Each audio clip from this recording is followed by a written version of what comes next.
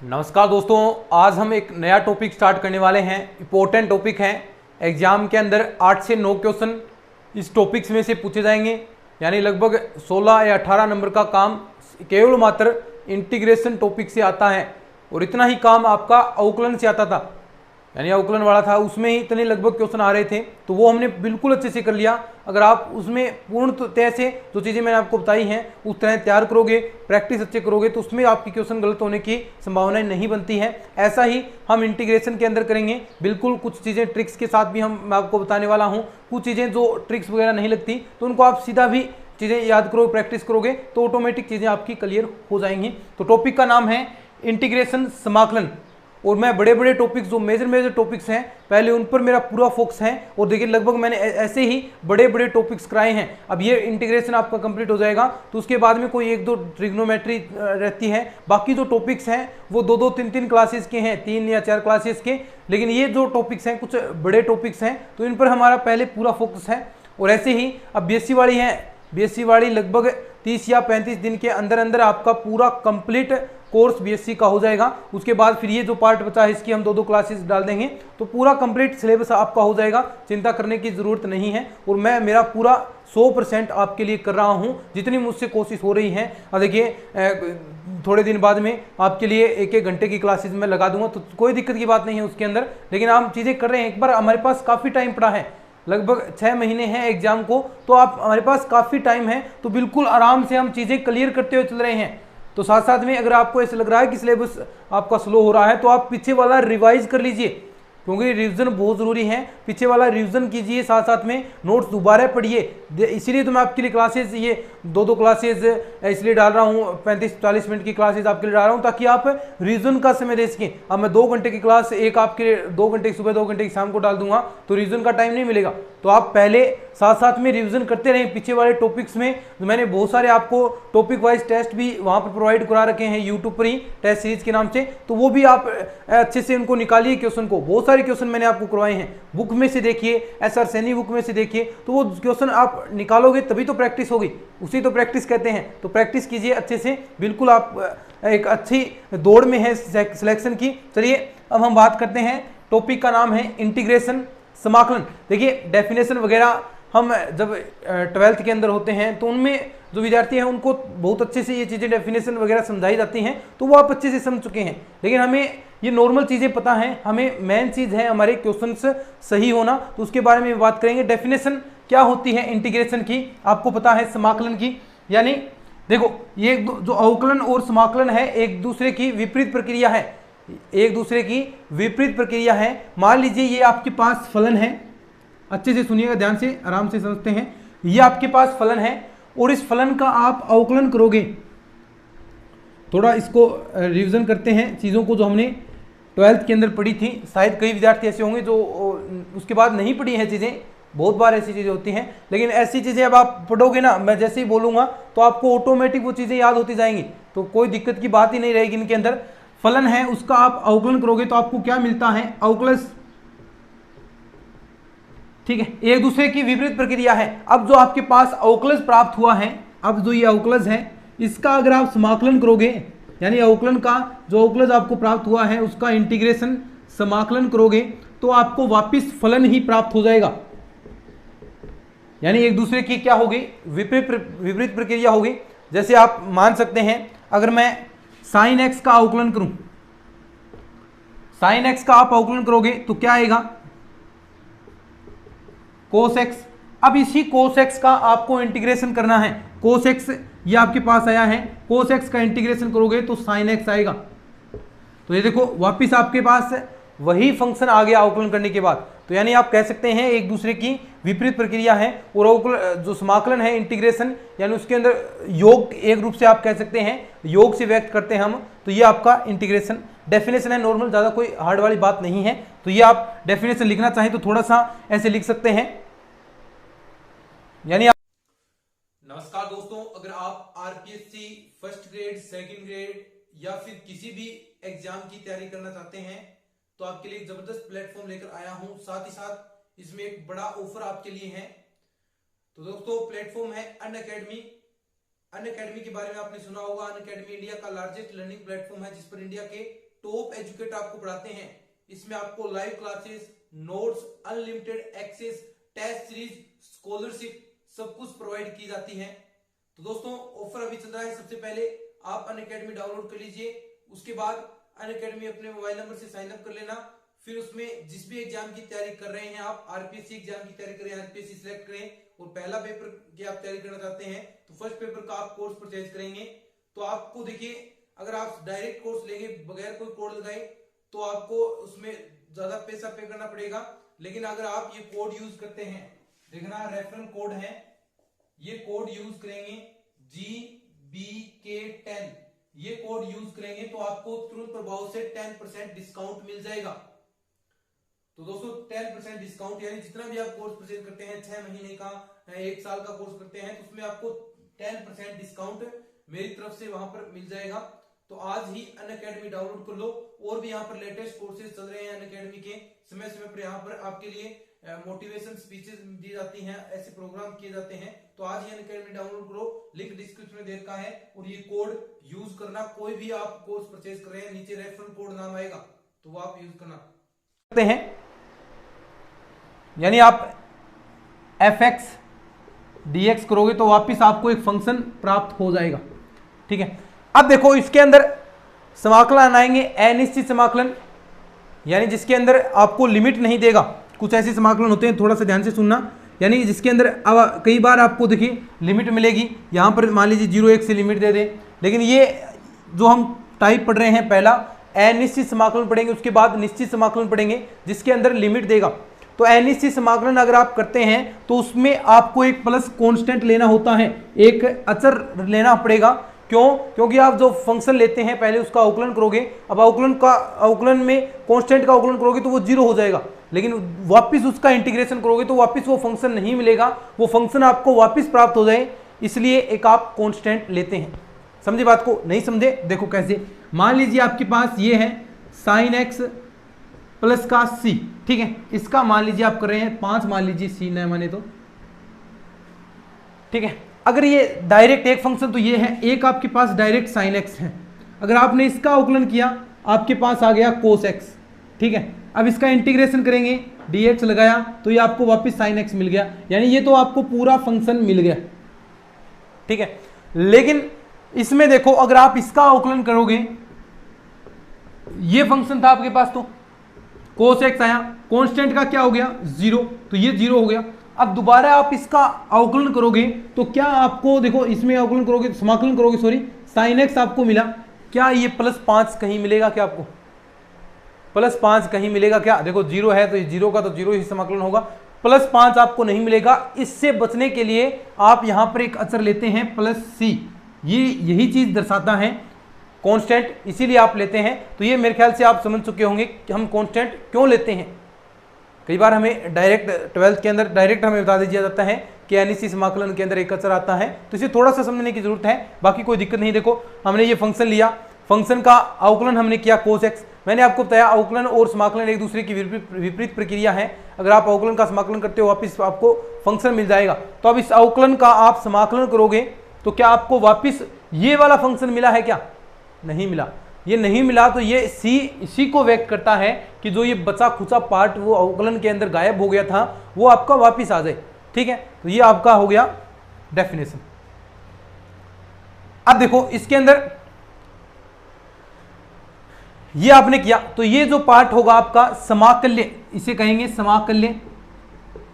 थोड़ा सा लिख लो, एक बार नॉर्मल चीजें बता रहा हूं ताकि फिर आप बाद में पता न चले। ये क्या हो गया? देखो समाकल, जहां पर आप अवकलज कर रहे थे ना, समाकल, या इसे आप कहोगे प्रति अवकलज, प्रति अवकलज समाकल, या फिर आपका प्रति अवकलज आप इसे कहोगे।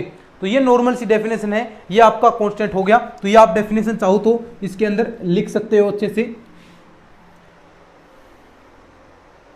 अब हम देखिए समाकलन हम करने वाले हैं, मानक समाकलन। कुछ आपके फॉर्मूलेज होते हैं, आपने सूत्र पढ़े हैं, x की पावर n का समाकलन करना है, log x का भी आप करोगे, 1/x का समाकलन करना है, a की पावर x का, sin x का, cos x का, जो आपके इन्वर्स वाले फंक्शन है 1/√1 - x² का समाकलन क्या होगा। तो ऐसी चीजें आपने फॉर्मूले पढ़े थे 12th के अंदर, तो पहले ऐसे फॉर्मूलों पर आधारित भी समाकलन होते हैं, यानी 2-3 प्रकार के लगाएंगे समाकलन में। पहले तो आपके फॉर्मूलों मानक सूत्रों द्वारा हो गए, प्रतिस्थापन विधि आपकी आती है जिसके अंदर आप मान लीजिए आपके पास कोई फंक्शन है, थोड़ा सा आपको मैं ब्रीफ में बताता हूँ, फिर पूरा अच्छे से इनके बारे में हम पढ़ने वाले हैं। एक बार ये थोड़ा सा इंट्रोडक्शन दे रहा हूँ समाकलन का, ताकि आप उन चीज़ों से रूबरू हो उसको कि हम एक्चुअली में हमने जो चीज़ें पढ़ी थी वो क्या क्या थी। एक क्लास के अंदर आप इन चीज़ों से जुड़ जाओ एक बार। जो चीज़ें हमने पहले भूतकाल में पढ़ी थी वो थोड़ा सा हम प्रेजेंट में ला रहे हैं, उन चीज़ों को जो आपने आपके अचेतन मन में चली गई हैं उनको हम बाहर निकालना चाहते हैं चीज़ों को, वही कोशिश कर रहा हूँ। तो आपने पहले तो पढ़ा था फॉर्मूलों द्वारा, यानी मानक फॉर्मूले आपने लगाए थे। ये एक एक करके अच्छे से समझाऊंगा मैं इन चीज़ों को, लेकिन थोड़ा सा आपको मैं रिपीट कर रहा हूँ वो चीज़ें हमने एक्चुअली में पढ़ा क्या था समाकलन के अंदर, ठीक है। तो देखो मानक फॉर्मूलों पर आधारित आपने पढ़ा था स्टैंडर्ड फॉर्म, मानक सूत्र या स्टैंडर्ड फॉर्मूले आपने पढ़े थे, ठीक है, जिसके अंदर आपने समाकलन किया था, यानी डायरेक्ट आपको कोई फंक्शन दे दे तो उसका आप डायरेक्ट समाकलन कर सकते हैं। जैसे आपने साइन एक्स का, अभी मैंने आपको बताया, साइन एक्स का इंटीग्रेशन करोगे तो क्या आएगा, माइनस का कोस एक्स प्लस का सी, ऐसे आपने पढ़े। जैसे आप सेक स्क्वायर एक्स का करते हैं, अब देखो उल्टी प्रक्रिया ना बिल्कुल। अब देखो tan x का अवकलन सेक स्क्वायर एक्स होता है, अब सेक स्क्वायर एक्स का आप समाकलन करोगे तो आपको क्या मिलेगा, tan x मिलेगा प्लस सी आ जाएगा। तो ऐसे आपने फॉर्मूले पढ़े। x की पावर n का आपने पढ़ा कि क्या आता है, ये इंपॉर्टेंट ही है, यानी सब शुरुआत ही इसी फॉर्मूले से होती है। तो x की पावर n+1 अपॉन में n+1 प्लस का c। आपने a की पावर x का इंटीग्रेशन किया था, कैसे किया था उसको, a की पावर x अपॉन में log a प्लस कॉन्स्टेंट। अच्छे से हम इन चीज़ों को पढ़ने वाले हैं। तो ऐसा आपने बहुत सारे फॉर्मूले पढ़े, और भी साइन हाइपरबोलिक एक्स का, कोस हाइपरबोलिक्स, प्रतिलोम त्रिकोणमितीय फंक्शन का आपने पढ़ा, तो वो सारी चीज़ें हम करेंगे। तो ये था आपका स्टैंडर्ड फॉर्म, यानी जहाँ पर आपने समाकलन फॉर्मूलों से किया था। जैसे आपको यहाँ पर इस प्रकार दे दें एक्स स्क्वेयर प्लस का एक्स प्लस का रूट एक्स, तो आपसे कहे कि इसका समाकलन आप करके दिखाओ क्या आएगा, तो आपने कर दिया था क्या, एक्स की पावर 3 अपॉन में 3। देखो एक्स की पावर n+1, देखो ये चीज़ें मैं रिपीट कर रहा हूँ, ये चीज़ें आप इस क्लास के अंदर देखोगे पूरी लेक्चर को, तो आपका पूरा समाकलन जो टॉपिक है पूरा आपके दिमाग के अंदर ऑटोमेटिक वो चीज़ें घूमने लग जाएंगी जो आपने चीज़ें पढ़ी थी। यही मैं कोशिश कर रहा हूँ कि वो चीज़ें जो आपने पढ़ी थी वो थोड़ी सी चीज़ें बाहर आ जाएँ, ताकि वो चीज़ें अब हम दोबारा रिपीट करें तो आपको सारी चीज़ें याद आती रहें, ये कोशिश कर रहा हूँ मैं। तो देखो एक्स की पावर 3/3 प्लस इसका आप करोगे, यानी 1 है तो इसके अंदर एक पावर और जोड़ोगे, नीचे क्या हो गया n+1, तो यानी x की पावर 2/2 प्लस x की पावर क्या है, ये 1/2, x की पावर 1/2 प्लस 1 करोगे और नीचे 1/2 प्लस 1 करोगे तो देखो क्या आएगा, x की पावर 3/2 और नीचे भी आपका 3/2 आएगा। तो ऐसे आपने किया था प्लस का c। तो ये जो फॉर्मूले के आधारित आपने कर लिया। उसके बाद आपने एक चीज़ पढ़ी थी जो आपका प्रतिस्थापन था, प्रतिस्थापन विधि इंपॉर्टेंट थी। बहुत बार अगर कहीं समझ में नहीं आया तो कुछ आपने प्रतिस्थापन कर दिया तो आपका समाकलन हो जाता, ऐसा किया था ना कई बार, यानी कहीं भी क्वेश्चन समझ में नहीं आता तो घूम फिर कर एक बात मन में आती कि इसके अंदर प्रतिस्थापन लगा दें, क्योंकि चीज़ें सीखी भी हमने वही थी, तो उसके अंदर एक चीज़ आती थी कि इसके अंदर हाँ प्रतिस्थापन लगा दें। तो कुछ कॉमन लेकर कि आप देख रहे हैं कि कोई फलन है उसका अवकलज विद्यमान है क्या उसके अंदर, तो आपने ऐसा किया था। यानी क्या था प्रतिस्थापन विधि के अंदर, सुनिएगा ध्यान से, प्रतिस्थापन विधि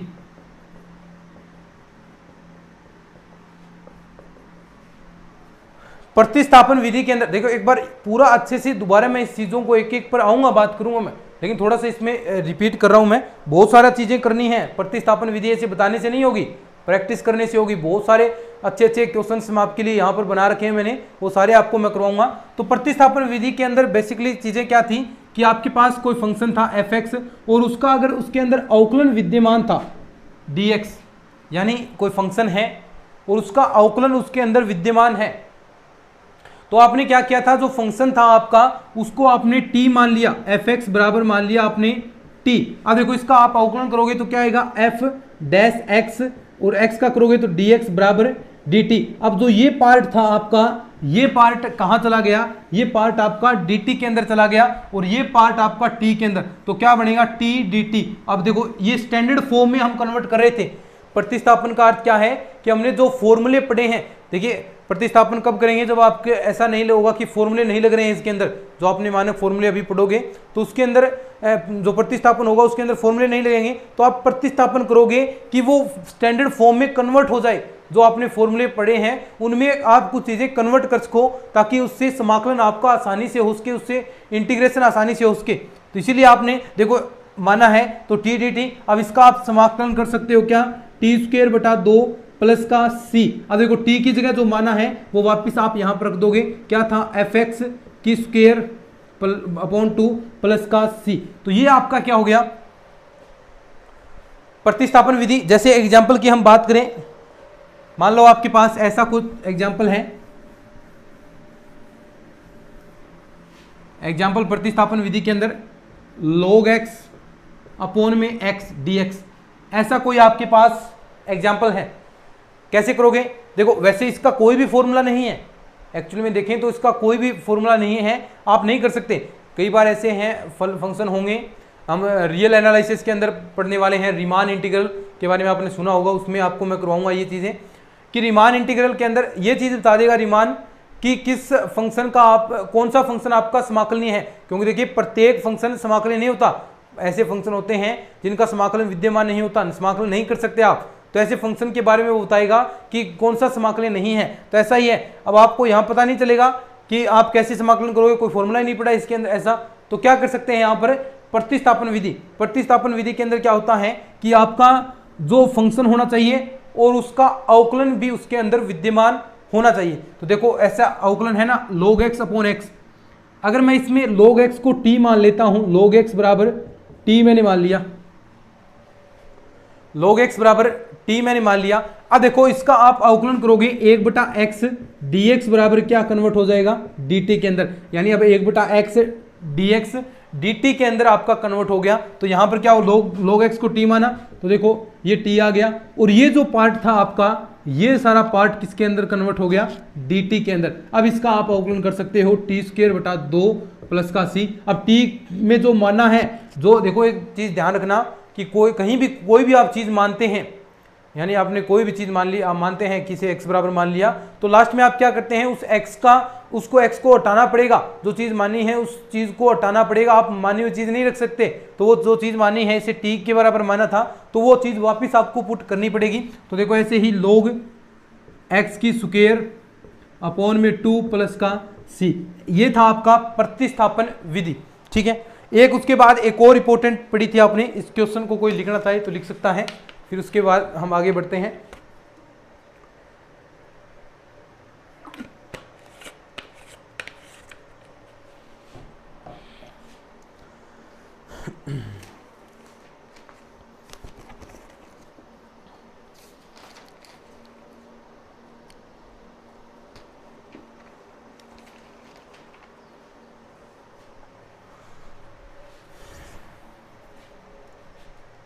ठीक है, चलिए एक आपने पढ़ा था खंडशः समाकलन, थोड़ी सी वो चीजें रिपीट हो जाएंगी तो बहुत अच्छा होगा, बाकी हम समाकलन करेंगे तो ऑटोमेटिक चीजें आती जाएंगी। देखो क्यों रिपीट कर रहा हूं, क्योंकि ये जो पार्ट है आपका, लगभग इसके अंदर 7-8 क्वेश्चन कन्फर्म आएंगे। अब 7-8 क्वेश्चन आएंगे तो लगभग 16 नंबर का काम केवल मात्र इंटीग्रेशन से आ रहा है। तो सोच लीजिए कितना इंपॉर्टेंट टॉपिक है ये। ऐसा ही जो आपका अवकलन वाला था वो भी इतना इंपॉर्टेंट टॉपिक था। तो दोनों में अवकलन और समाकलन मिलाकर कुल मानकर चलें तो 36 से 40 नंबर का काम तो कन्फर्म 100% आएगा। लगभग देखो 17-18 क्वेश्चन तो कन्फर्म है, आएंगे, लगातार क्वेश्चन आएंगे। तो ये इसलिए थोड़ा सा मैं इसको रिपीट करना चाह रहा हूँ ताकि आप चीज़ें सीख जाएं। बाकी अच्छे से हम एक एक चीज़ को पढ़ेंगे। उसके बाद आपने देखो एक चीज़ पढ़ी थी, प्रतिस्थापन से भी आपने कर लिया। अब ये चीज़ें हर जगह काम आती जाएंगी। अब आगे आप नए मेथड्स पढ़ोगे तो उसके अंदर भी आपकी ये चीज़ें काम आएंगी। प्रतिस्थापन से आपने पढ़ा। उसके बाद एक चीज़ आपने पढ़ी थी खंडशः समाकलन।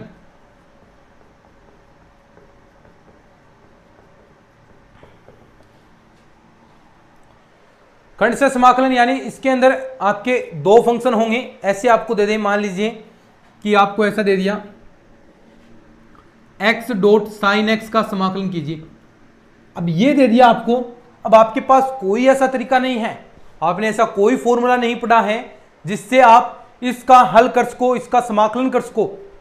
लेकिन एक मेथड आता है खंडशः समाकलन, जिसके अंदर क्या करते हैं आप फर्स्ट और सेकंड फंक्शन मानते हैं, यानी प्रायिकता देते हैं कि पहला फंक्शन ये होगा, दूसरा फंक्शन ये होगा, फिर जो फॉर्मूला है u डॉट वी से वो आप लगा देते हैं।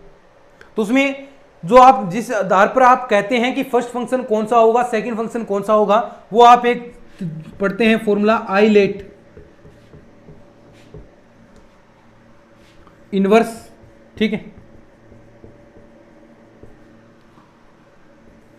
इसके अंदर लॉग वाले, ए के अंदर एल्जेब्रिक यानी जो एक्स वाले फंक्शन होंगे, एक्स, एक्स स्क्वायर ऐसे, टी के अंदर ट्रिग्नोमेट्री त्रिकोणमितीय वाले जैसे साइन एक्स, कोस एक्स, ये पढ़ोगे। ई के अंदर आपके ई की पावर एक्स वाले आ गए, ए की पावर एक्स वाले। तो ये जो फंक्शंस आएंगे आपके, यानी ये क्रम बता दिया इसने, आई लेट क्रम बता दिया।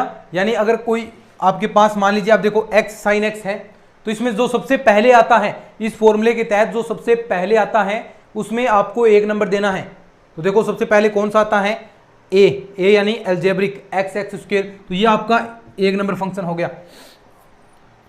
टी ट्रिग्नोमेट्री, ये 2 नंबर पर आपके आएंगे, तो ये आपका सेकंड फंक्शन हो गया। अब देखो फॉर्मूला क्या होता है आपने पढ़ा है, मैं वैसे भी आपको बताऊंगा।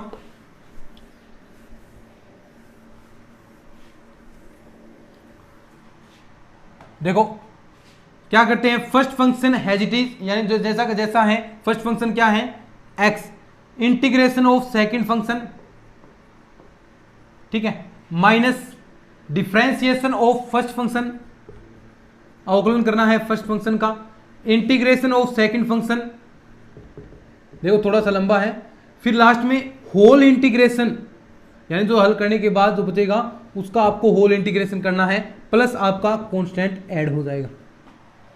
ये फॉर्मूला होता है कौन सा, किसके तहत वाला, ये किस चीज में ये फॉर्मूला पढ़ा है हमने, ये फॉर्मूला आपने पढ़ा है जो आपका खंडशः समाकलन है, उसके अंदर ये फॉर्मूला आएगा, ये इंपॉर्टेंट है। अब देखो लास्ट में हम इससे भी बचेंगे, इस फॉर्मूले से भी हम कुछ चीज़ें निकालेंगे जिससे हमें इस चीज़ का भी प्रयोग न करना पड़े। कई ऐसे स्टैंडर्ड फॉर्म आएंगे यहाँ पर, उसमें आप डायरेक्ट आप कर दोगे कि इसका अर्थ ये होगा, यानी जैसे आपको e की पावर x ऐसे मिल जाए F x plus F dash x, इसका आपको मान लीजिए समाकलन करना है, तो आप डायरेक्ट मैं आपको बताऊंगा क्या करना है, बस कोई देखते ही ऐसा आ गया तो e की पावर x एफ एक्स कर दो, ये देखो शॉर्ट ट्रिक।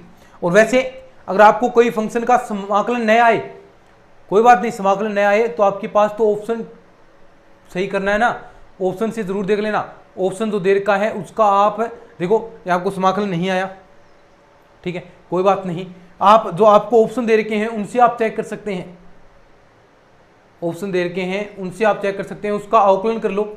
ऑप्शन दे रखे हैं अवकलन तो कर सकते हैं, जो ऑप्शन आपको दे रखे हैं उनका अवकलन करोगे तो वापस वही फंक्शन आपको प्राप्त हो जाएगा। अगर वो प्राप्त होता है तो आपका सही है। कई बार दिक्कतें आ जाएगी, समाकलन नहीं होगा, टाइम लगेगा, कोई दिक्कत नहीं, डायरेक्ट अवकलन कर दो। अवकलन कई बार इतने आसान होते हैं, तो ऑप्शन भी आपको चेक करने हैं, ऑप्शन भी समाकलन में चेक आउट करने हैं आपको, ताकि उससे आपको अच्छा खासा बेनिफिट मिल जाएगा, ठीक है।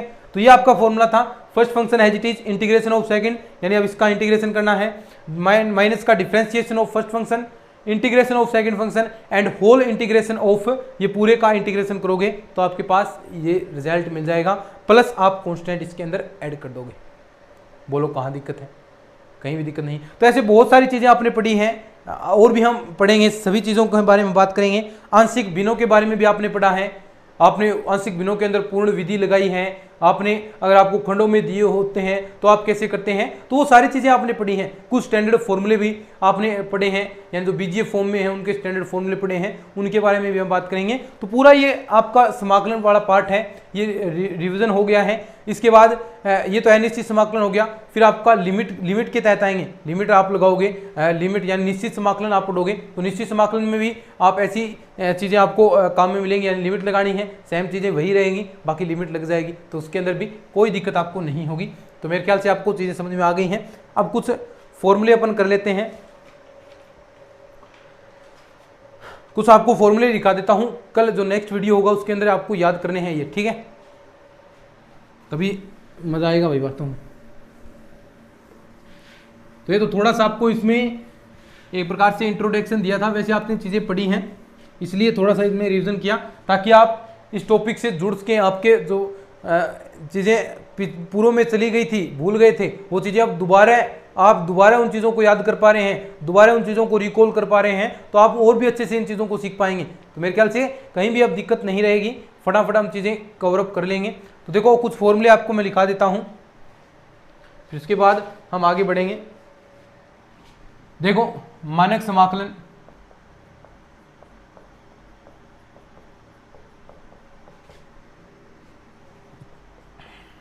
अगर आपको दे दे x की पावर n dx, इसका आपको समाकलन करना है तो क्या करोगे, x की पावर n+1 अपॉन में n+1। अब देखो यहां पर क्या प्लस का सी तो आएगा, n बराबर -1 नहीं हो सकता, n बराबर नोट -1, क्योंकि ये -1 हो गया तो ये आपका इन्फिनिटिव बन जाएगा, तो यहाँ पर -1 नहीं हो सकता। दूसरी अगर हम बात करें आपके, तो ये आपका पहला ये फॉर्मूला इंपॉर्टेंट है भाई, इंपॉर्टेंट याद रखना।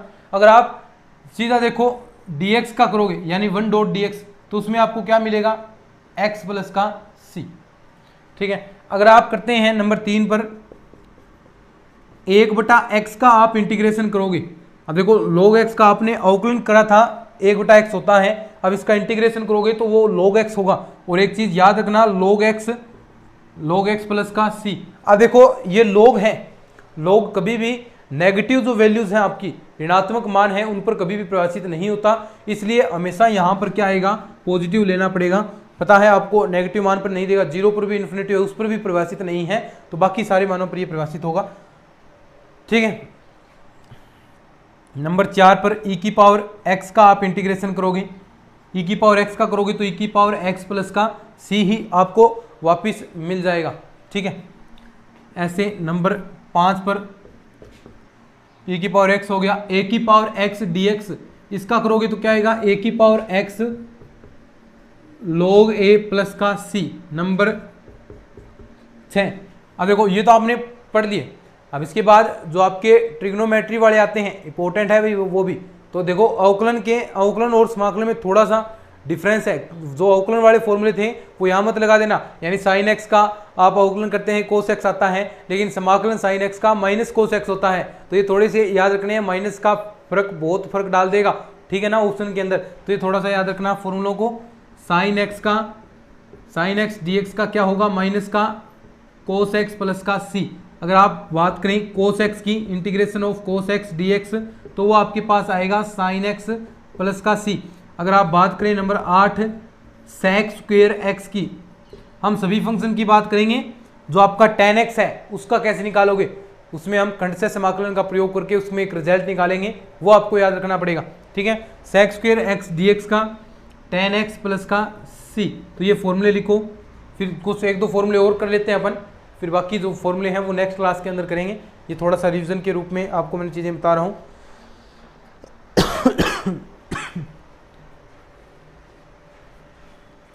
अगर आप इंटीग्रेशन करें कोसेक स्क्वायर एक्स का, कोसेक स्क्वायर एक्स का क्या आएगा, माइनस का कोट एक्स,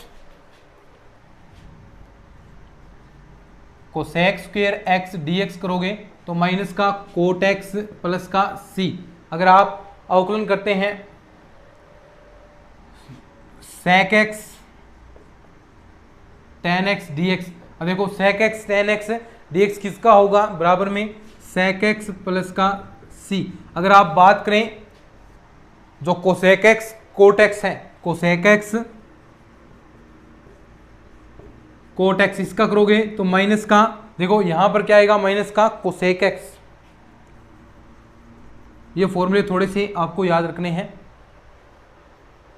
तो देखो एक बार इतने ही फॉर्मूले याद कर लेना, जो बाकी जो आपके इन्वर्स वाले हैं 1/√1 - x² वाली, उसका क्या होगा, तो ये हम नेक्स्ट लेक्चर के अंदर करेंगे अच्छे से, बिल्कुल इन चीज़ों को अच्छे से आपको मैं समझाऊंगा, क्वेश्चंस करेंगे बहुत सारे, तो ये बहुत सारी आगे चीज़ें आने वाली हैं इंपॉर्टेंट आपके एग्जाम के लिए। तो पूरा देखिए, पूरा एकदम एक्यूरेट चीज़ें आप तक मैं पहुंचाने वाला हूं। इस वीडियो को शेयर जरूर कर देना। सबसे इंपॉर्टेंट टॉपिक स्टार्ट हो चुका है, देखिए अवकलन हमने कर लिया, समाकलन भी उतना ही इंपॉर्टेंट है जितना अवकलन था, चलिए आज के इस वीडियो के अंदर इतना ही। अगर ये अच्छा लगा है तो इसको शेयर करना, अपने जितने भी आपके ग्रुप्स हैं, व्हाट्सएप ग्रुप, फेसबुक पर, हर जगह इस वीडियो को फैला देना। चलिए आज की इस वीडियो के अंदर इतना ही, धन्यवाद।